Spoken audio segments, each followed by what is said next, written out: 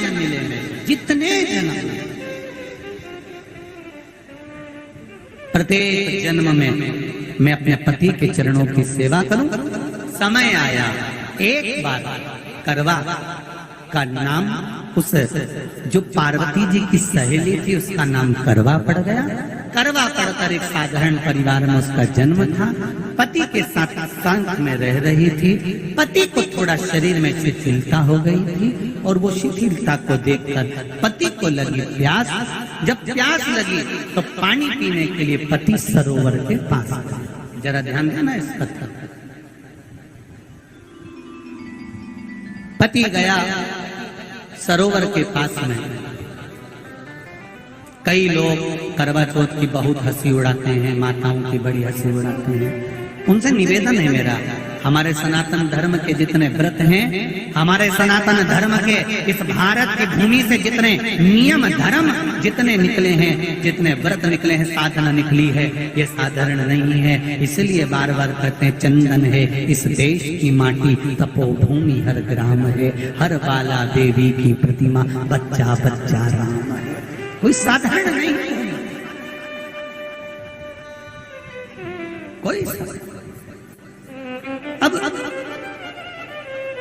पार्वती जी की वो सहेली का नाम जन्म लेते लेते लेते लेते एक बार करवा पड़ गया। पति थोड़ा सा शिथिल था, शरीर में थोड़ा रोग हो गया था। पानी पीने के लिए सरोवर पर गया। सरोवर में जैसे पानी पीने के लिए गया, एक मगर ने उस पति का पांव पकड़ लिया। बहुत ध्यान दीजिए, हनुमान जी की सेवा करने से राम जी मिल जाते हैं। ध्यान देना।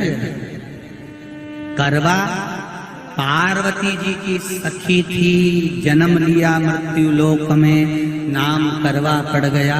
करवा चतुर्थी का व्रत करने से अखंड सौभाग्य हो जाता है। मात्र पार्वती जी की सहेली का व्रत।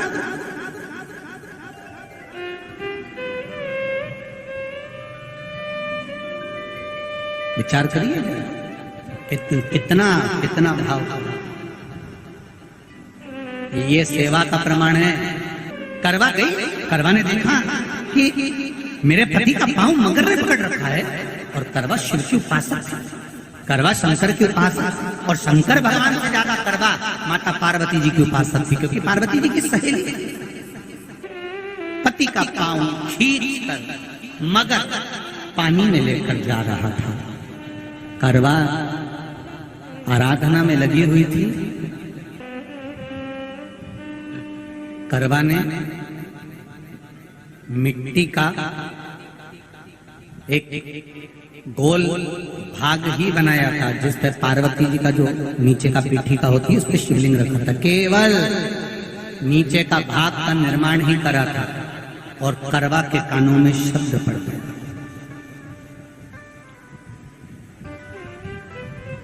करवा के कानों में शब्द पड़ गया, पति के चीखने की आवाज आई। करवा दौड़ पड़ी। ये तो अब कैलेंडर में छपा हुआ करवा चौथ का फोटो आने लगा। नहीं तो पहले नियम था, दीवार पर बनाई जाती थी और वहां पूजन करी जाती थी। कई माताएं जानती होगी यहाँ पर, आज भी पहले दीवार पर बनती थी। पूरा परिवार की सौभाग्यवती नारियां वहां आकर पूजन करती थी एक जगह, फिर बाद में छत पर जाकर करवे का अर्घ दिया करती थी। ये नियम था।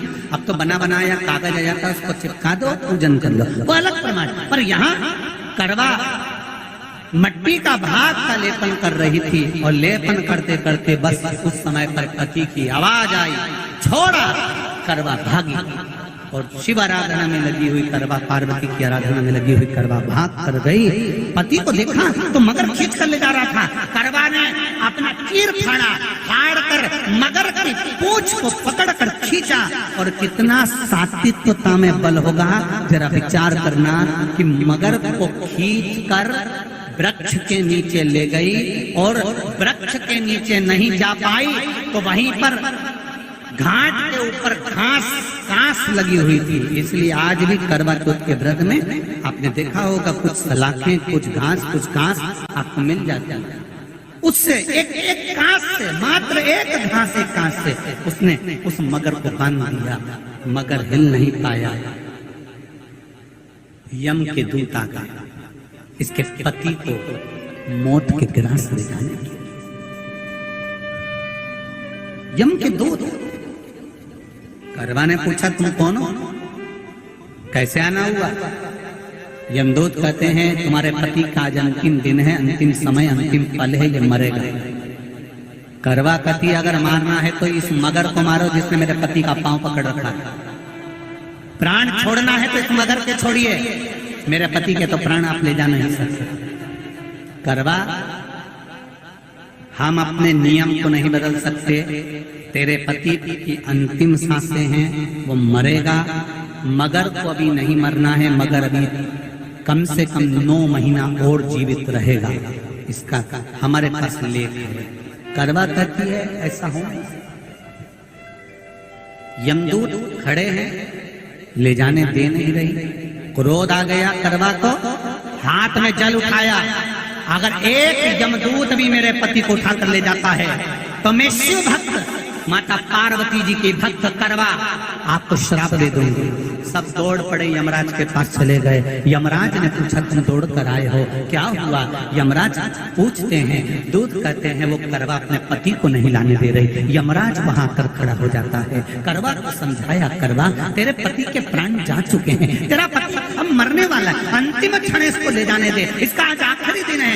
मगर को ले जाकर मेरे पति को नहीं। मान नहीं पाया। यमराज जब क्रोध पर अड़ गया तब करवा को क्रोध आया और क्रोध में आकर जल लेकर करवा ने श्राप देना चाहा यमराज को। यमराज चरणों में पड़ गया, रेन दे करवा, मैं तुझे वर देता हूँ, आज चतुर्थी का दिन है, तेरे पति को मैं जीवन दान देता हूँ। आज के दिन जो तेरे नाम से व्रत धारण करेगा उसका खंड सौभाग्य स्वयं यमराज करेगा। स्वयं ये वो करवा चौथ का व्रत है। दुनिया के लोग भले हमारे सनातन धर्म पर उंगली उठाएं, दुनिया के लोग भले हंसें कि बताओ करवा चौथ का व्रत होता है, पति की पूजन करते हैं, कोई कोई बोलता है, कोई कोई बोलता है, पर सनातन धर्म की ये पहल, हमारे सनातन धर्म का ये आनंद सुख देने वाला। एक बात और कहेंगे आप, ये भारत की भूमि, ये मेरे हिंदुस्तान की भूमि सभ्यता और संस्कृति की देने वाली है। ये सिखाती है विदेशों को भी कि नारी को किस किस तरह से रहना चाहिए और उसका जीवन कैसा जीना चाहिए। ये दिखाती है कि एक नारी अपने पति को भी यम की कैद से छुड़ा कर ला सकती है। करवा का पति जो मगर ने पांव पकड़ रखा था, प्राण छूट रहे थे, वो करवा का पति जीवित रह गया। जीवित दौड़ कर गई, मट्टी का पात्र रखा था, मट्टी के पात्र में जल भर कर लाई अपने पति को, क्योंकि पानी पीने के लिए ही गया था। मट्टी के पात्र में जल भरकर जब करवा लेकर आती है और करवा जब मट्टी के पात्र में जल भरकर लेकर आई, अपने पति को पानी पिलाने लगी। पति उठा, उठकर उसने कहा इस जल की जरूरत तेरे को है करवा, क्योंकि तूने शिव आराधना के लिए, पार्वती की आराधना के लिए मुख में कोई जल नहीं रखा। पति ने जल का आचमन अपनी पत्नी को कराया। बस वही नियम आज तक हमारे सनातन हिंदू धर्म में चला आ रहा है। करवा चौथ का पति पत्नी को आचमन कराया। ये करवा चौथ की कथा का विस्तार, कई लोग कहते हैं कथा कहाँ से आई, तो आप बता सकते हो इस कथा को, आज की क्लिप को काट कर जनमानस तक भेज सकते हो कि ये कथा का विस्तार आप अपने जीवन में सुनिए। उसके बाद फिर भगवान कृष्ण ने द्रौपदी को इस कथा का वर्णन कराया। फिर एक कथा भगवान कृष्ण ने सुनाई, एक सेठ का प्रसंग, उसके साथ पुत्र थे, एक पुत्री थी, भाइयों की बहन, उसको खाना खिलाना था, भूख के भाई साथ में खाना खाते थे, एक अग्नि का ज्वाला दिखाकर चलनी में से बहन को भोजन करा देना, पति का नष्ट हो जाना, फिर बहन का 12 महीने चतुर्थी व्रत रखना, ये सब फिर बाद की कथा है। प्रथम कथा है करवा की, कि करवा का प्रागट्य क्या है, करवा चौथ की महत्वता, मूल वह है। दुनिया के लोगों को ये कथा ज्ञात नहीं होती तो हंसते थे, उपहास उड़ाते, समझो। इसलिए करवा चौथ के उद्यापन में लिखा है, करवा चौथ के उद्यापन में लिखा है, आप लोग करते होगे ना करवा चौथ का व्रत, उसका जब उद्यापन होता है तो एक थाली में 13 जगह पर 4-4 पूड़ी रखी जाती है। आप लोगों को तो मालूम होगा, आप लोगों ने करा होगा करवा चौथ का उद्यापन। एक थाली में 13 जगह पर पूड़ी और सीरा, सीरा मतलब हलवा रखा जाता है, और रखने के बाद में उसके ऊपर एक पत्तल रखकर उस पर सुहाग का वस्त्र, साड़ी, 5 वस्त्र, सुहाग सामग्री सब उस पर रखी जाती है। और रखने के बाद में हाथ में कंकु, चावल, हल्दी लेकर, संकल्प लेकर उस थाली पर से घुमाया जाता है। कामना करी जाती है, हे चौथ माता, हे करवा चौथ, हे चतुर्थी, मेरे जीवन में मैंने आपका व्रत करा है, मेरे इस व्रत को स्वीकार करना, मेरा सौभाग्य का, मेरा मांग का सिंदूर, मेरी भाल की बिंदी, मेरे हाथ का चूड़ा, मेरी पाँव की बिछोड़ी, इसको अमर करना माँ। और जो ये वस्त्र मैं दे रही हूँ, इस वस्त्र को मैं जो प्रदान कर रही हूँ चौथ माता, इसको स्वीकार कर कर मेरी भी चुनड़ी को लाल बनाए रखना।